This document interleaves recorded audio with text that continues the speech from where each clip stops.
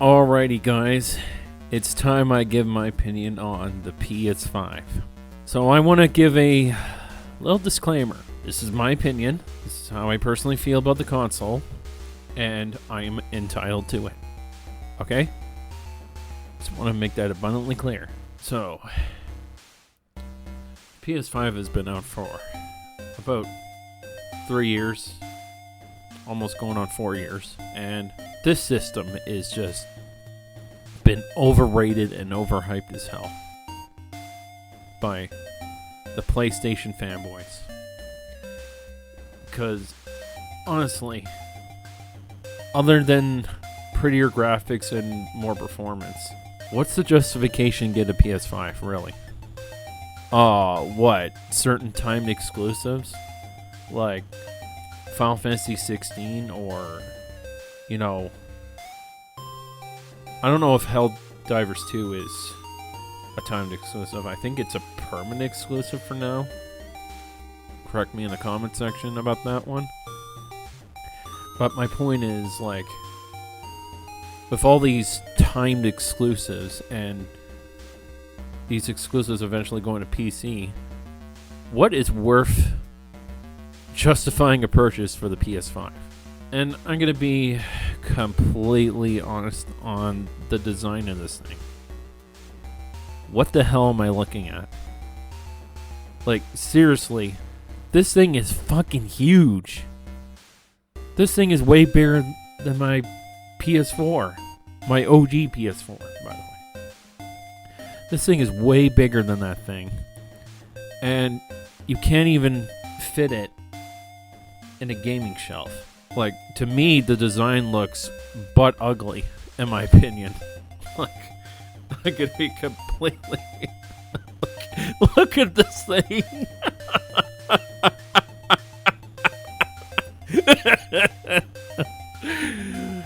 It looks terrible! Like, what kind of design is this? Like, the Xbox Series looks like some kind of, like, computer tower, and this thing looks kind of like a Wi-Fi router. Except the shape is slanted on the top. Like, I don't know what the hell Sony was thinking with the design. Not only that, a lot of these $70 games aren't even worth the asking price. Like, you're not even getting a lot of your value out of these $70 games that Sony's charging for. And the PS5 doesn't have a web browser. You can't create your own custom themes. What else is there? Oh yeah, they made the layout way more complicated on the PS5. Like, I saw the layout. Where in the world are you supposed to find your friends?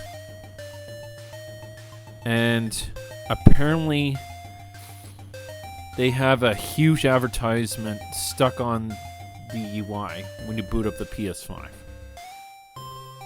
Why the hell do I want to look at a video game advertisement that's so big and blown up on my screen?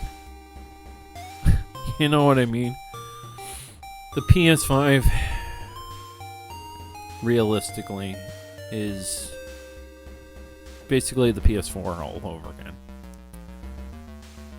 Not too many games to justify the purchase. Way too many remasters and remakes still. I mean, my god, The Last of Us Part 2 remastered? Are you fucking kidding me? Who in the world would want to buy a remaster of a game that disrespected Joel's death and you're forced to play as Abby? Who in the world is excited for that? Oh, and the amount of memory you get for this thing is atrocious too. Like 500 gig SSD? Come the fuck on. Come on. Really? The PS5, I think, like, in my honest opinion, give it about 5 or a little bit over 5 years for this console. then I could maybe say, okay, possibly get a PS5. But right now, this ain't worth it. Not only that, a lot of the games are still cross-gen. Like, for instance, Grand Blue Fantasy Relink. You can get this on older consoles. What reason do I have to play this on the PS5? See, the problem is, like, people are so hyper-focused on, oh, this has amazing graphics at 4K and 60 frames per second. And it's like, do I even give a shit? Like, not only that, the PS5, I mean, not the PS5, the PC already achieved this a long time ago. Oh, and AAA games still can't run very good on the PS5 either. We still have games stuck at 30 frames per second, not even a locked 30 frames per second, 30 frames per second with frame stutters. You're telling me that I'm gonna spend like 700 something Canadian on this console, and I can't even get a very acceptable frame rate. I'm still stuck with a game at 30 FPS that dips. That's a joke. And Helldivers 2 being Sony's first success is, in my opinion, really embarrassing. Like, it took you that long to have some kind of success. Oh, and by the way, the PS5 didn't meet sales expectations for Sony. There's that situation too. Yeah.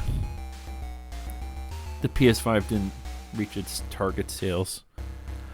I wonder why. Maybe it's got to do with more than the recession, huh? Huh?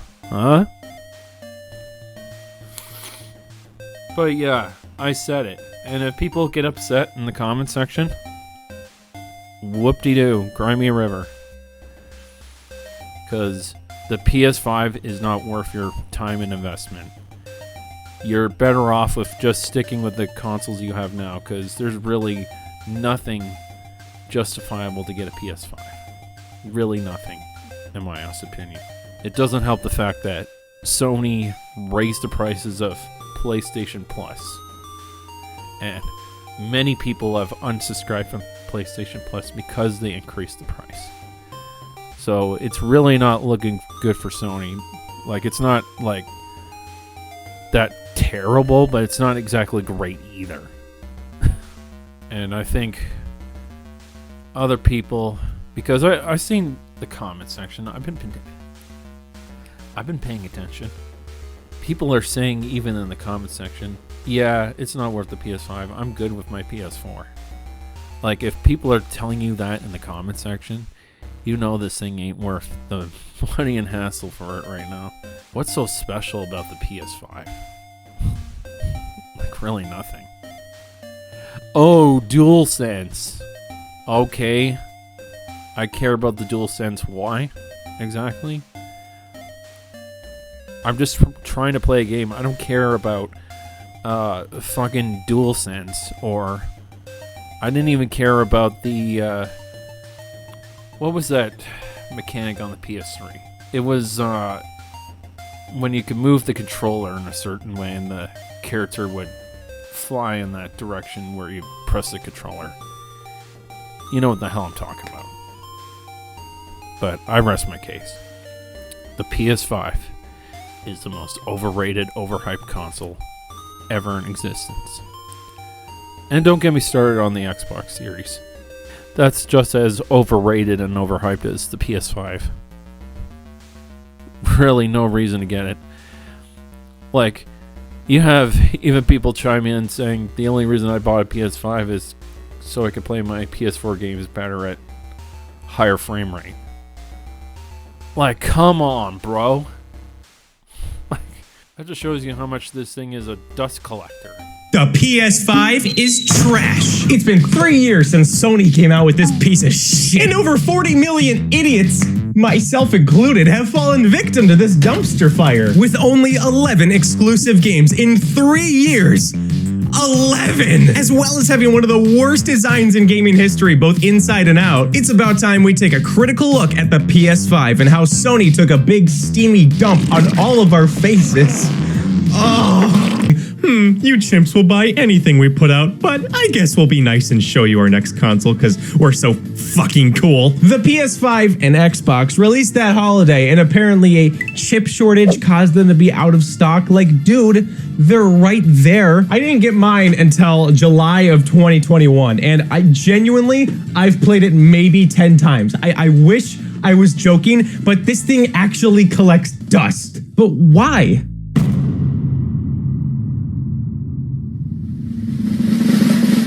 I can see why Sony waited to tell us about this shit. The design of the PS5 is the stupidest fucking thing I've ever seen, and I mean that with zero exaggeration.